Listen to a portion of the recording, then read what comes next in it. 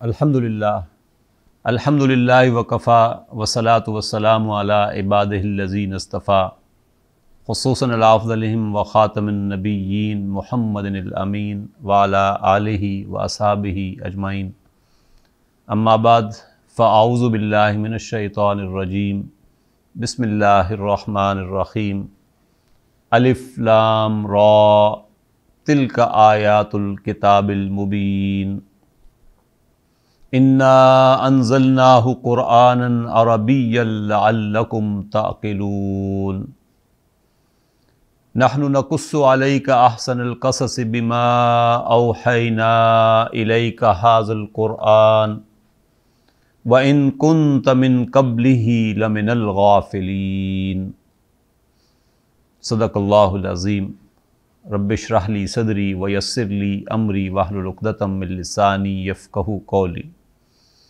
اللہم الہمنا رشدنا واعذنا من شرور انفسنا رب زدنی علما اجمعین انشاءاللہ آمین یا رب العالمین۔ محترم سامعین اور معزز خواتین، اس وقت ہم سورہ یوسف کے مطالعے کی یہ تیسری نشست ہے جس کا آغاز کر رہے ہیں، اور یہ تیسرا حصہ جیسے میں نے عرض کیا تھا پہلے حصے کے دوران کہ قرآن مجید کی جو مکی اور مدنی کی تقسیم ہے اس تقسیم کے اعتبار سے یہ سورہ مبارکہ تیسرے مکی اور مدنی گروپ میں آتی ہے۔ منازل کی تقسیم کے اعتبار سے بھی یہ تیسری منزل میں ہے، اس لیے کہ سورہ توبہ پر دوسری منزل ختم ہو جاتی ہے، اور حسن اتفاق یہ ہے کہ جو مکی اور مدنی کی تقسیم ہے اس کے اعتبار سے بھی سورہ توبہ پر جا کر دوسرا مکی اور مدنی گروپ ختم ہو جاتا ہے۔ تیسرا مکی اور مدنی کے اعتبار سے تیسرا گروپ جو ہے یہ سورہ یونس سے شروع ہوتا ہے، سورہ یونس، سورہ ہود، اور پھر یہ تیسری صورت ہے سورہ یوسف۔ اس میں نے عرض کیا تھا کہ سورہ یونس اور سورہ ہود کی حیثیت تو آپس میں ایک جوڑے کی ہے، البتہ سورہ یوسف اس ذیلی گروپ کی منفرد صورت ہے۔ پورے قرآن مجید کی بھی یہ یونیک صورت ہے، اور اس تھرڈ گروپ کا جو پارٹ 1 ہے، یوں سمجھ لیں اس پارٹ 1 کی یہ تیسری صورت ہے۔ پہلی دو صورتیں جوڑے کی طرح ہیں، اور یہ منفرد، یہ یونیک صورت ہے اس گروپ کی۔ یہ جو تیسرے گروپ مکی گروپ ہے اس کی کثیر صورتیں جو ہیں، ابھی تعداد بھی آپ کے سامنے آ جائے گی، یہ وہ ہیں جو الف لام را یا الف لام میم را کے حروف مقطعات سے شروع ہوتی ہیں۔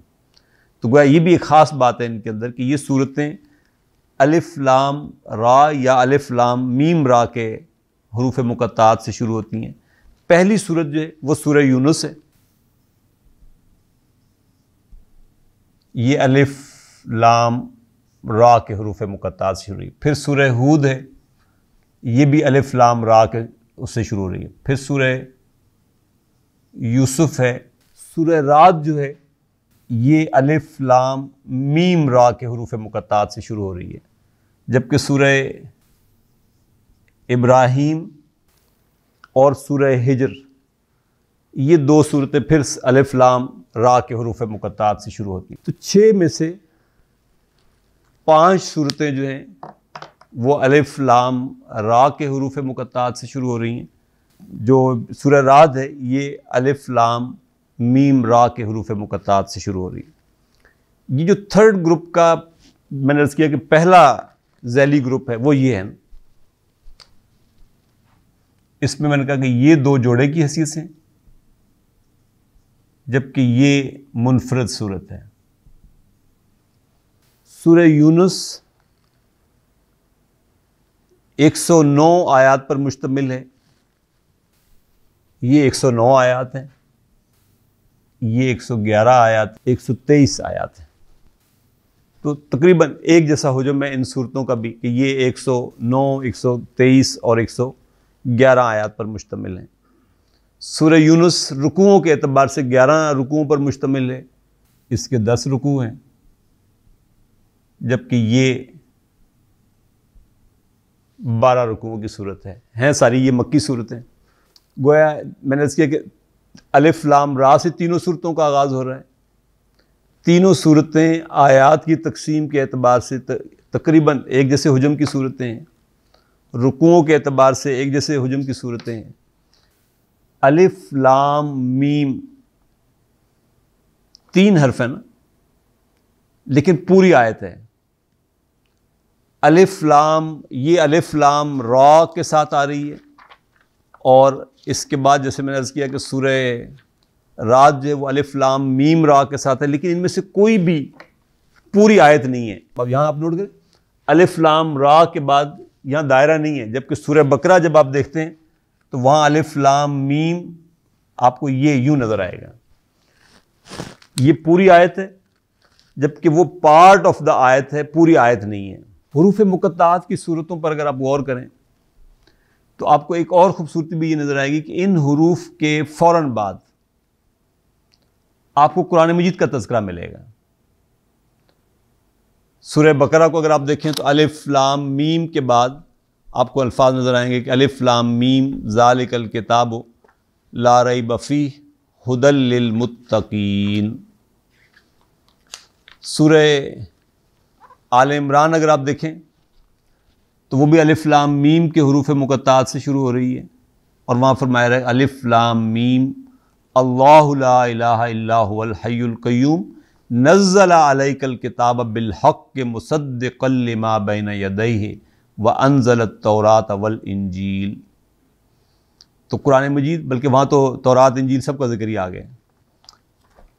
اس کے بعد سورہ یونس، جس میں نے کہا کہ اور یہی پھر پہلی صورت آ رہی ہے جو الف لام را کے حروف مقطعات سے، گویا کہ یہ تیسری صورت ہے مصحف کی ترتیب کے اعتبار سے سورہ یونس جو الف لام را کے حروف مقطعات، یعنی جس کا آغاز حروف مقطعات سے ہو رہا ہے۔ چوتھی صورت سورہ ہود ہے، 5ویں صورت سورہ یوسف ہے۔ سورہ یونس کے اگر آپ دیکھیں ابتدائی الفاظ تو وہاں آپ کو نظر آئے گا کہ وہاں فرمایا الف لام را تلک آیات الکتاب الحکیم، یہاں آیات الکتاب المبین، وہاں ہے تلک آیات الکتاب الحکیم۔ سورہ ہود پہلی آیت فرمایا الف لام را کتاب احکمت آیاتہ ثم فصلت من لدن حکیم خبیر۔ گویا وہاں پہ بھی کتاب اور اس کی عظمت کے حوالے سے گفتگو ہے، آغاز ہے۔ سورہ یوسف آپ کے سامنے آیت لکھی ہوئی بھی ہے، اس کا آغاز بھی الف لام را کے ساتھ ہو رہا ہے۔ یہاں فرمایا الف لام را تلک آیات الکتاب المبین انا انزلناہ قرآنا عربیا لعلکم تعقلون۔ تو گویا یہاں قرآن کا ذکر بھی ہے اور اس کی زبان کا عربی میں ہونا کا ذکر بھی ہے، اور ساتھ اس کی وجہ بھی بتا دی کہ تاکہ تم عقل سے کام لے سکو۔ سورہ رعد اس گروپ کی چوتھی صورت ہے، الف لام میم را کے حروف مقطعات سے شروع ہو رہی ہے، اور ساتھ ہی فرمایا تلک آیات الکتاب والذی انزل الیک من ربک الحق ولکن اکثر الناس لا یؤمنون۔ کتاب کا تذکرہ ساتھ ہو رہا ہے۔ سورہ ابراہیم اس کے بعد ہے، یہ بھی الف لام را کے حروف مقطعات سے شروع ہو رہی ہے، اور یہ بھی پوری آیت نہیں، پوری آیت یوں ہے کہ الف لام را کتاب انزلناہ الیک لتخرج الناس من الظلمات الی النور باذن ربہم الی صراط العزیز الحمید۔ وہاں تو بلکہ اگلی آیت بھی اسی طرح ہے، ھذا بلاغ للناس ولینذروا بہ ولیعلموا انما هو الہ واحد ولیذکر اولو الالباب۔ پھر چھٹی صورت جہاں پہ دوسرا ذیلی گروپ اپنی تکمیل کو پہنچے گا وہ ہے الف لام را تلک آیات الکتاب وقرآن مبین وَاعْبُدْ رَبَّكَ حَتَّى يَأْتِيَكَ الْيَقِينُ۔ اس کے بعد پھر سورہ نحل ہے، اور سورہ نحل عطا امر اللہ سے شروع ہو رہی ہے، حروف مقطعات نہیں ہے۔ اس کے بعد پھر سورہ نحل کے بعد سورہ بنی اسرائیل ہے اور سورہ کہف ہے۔ وہ ظاہر اب آگے پھر کوئی بھی صورت ان میں سے ایسی نہیں ہے جو حروف مقطعات سے شروع ہو رہی ہو، بلکہ وہ سبحان الذی اسریٰ بعبدہ لیلا من المسجد الحرام الی المسجد الاقصیٰ سے، اور وہ ہے سورہ کہف، الحمدللہ الذی انزل علی عبدہ الکتاب ولم یجعل لہ عوجا۔ تو یوں الف لام را سے، یا دوسری ہم نے دو مثالیں پیچھے سے دیکھ لیں مدنی صورتوں کی، سورہ بقرہ اور سورہ آل عمران دونوں مدنی ہیں، الف لام را سے شروع ہو رہی ہیں، الف لام میم سے شروع ہو رہی ہیں۔ سورہ یاسین کو دیکھیں تو وہاں پہ بھی یاسین والقرآن الحکیم۔ تو یہ ایک خاص ربط ہے، یوں محسوس ہوتا ہے کہ جیسے حروف مقطعات جو ہیں، یعنی اگرچہ حروف مقطعات کے بارے میں متفق علیہ بات یہی ہے کہ ان کا کوئی حقیقی معنی یہ اللہ اور اس کے رسول صلی اللہ علیہ وسلم ہی کو معلوم ہے۔ اس کے بارے میں اگرچہ لوگوں نے کیا سرائیاں کی ہیں، لیکن ایک موٹی سی بات یہ ضرور کہی جا سکتی ہے کہ یہ جو عربوں کے ہاں شاعری میں وہ اس طرح کی چیزیں استعمال کیا کرتے تھے، اور یہ وہ سمجھتے تھے کہ یہ ان کا ملکہ ہے، اور قرآن مجید گویا کہ ان کو ان حروف مقطعات کے ساتھ جو قرآن مجید کا ذکر آتا ہے تو وہ شاید اس لیے بھی ہے کہ یہ الفابیٹس تو وہی ہیں جو تم یوز کرتے ہو، وہی الفابیٹس ہم بھی یوز کر رہے ہیں۔ اور قرآن مجید آپ کو معلوم ہے کہ مختلف انداز سے چیلنج کرتا ہے، وَإِن كُنتُمْ فِي رَيْبٍ مِّمَّا نَزَّلْنَا عَلَىٰ عَبْدِنَا فَأْتُوا بِسُورَةٍ مِّن مِّثْلِهِ وَادْعُوا شُهَدَاءَكُم مِّن دُونِ اللَّهِ إِن كُنتُمْ صَادِقِينَ، کہ اگر تمہیں اس میں کچھ بھی شک ہے، فی ریبن کچھ بھی شک ہے، مما نزلنا علی عبدنا جو ہم نے نازل کیا اپنے بندے پر، تو فاتو تو بھی لے آؤ، بصورت من مثلی اس جیسی کوئی بھی صورت،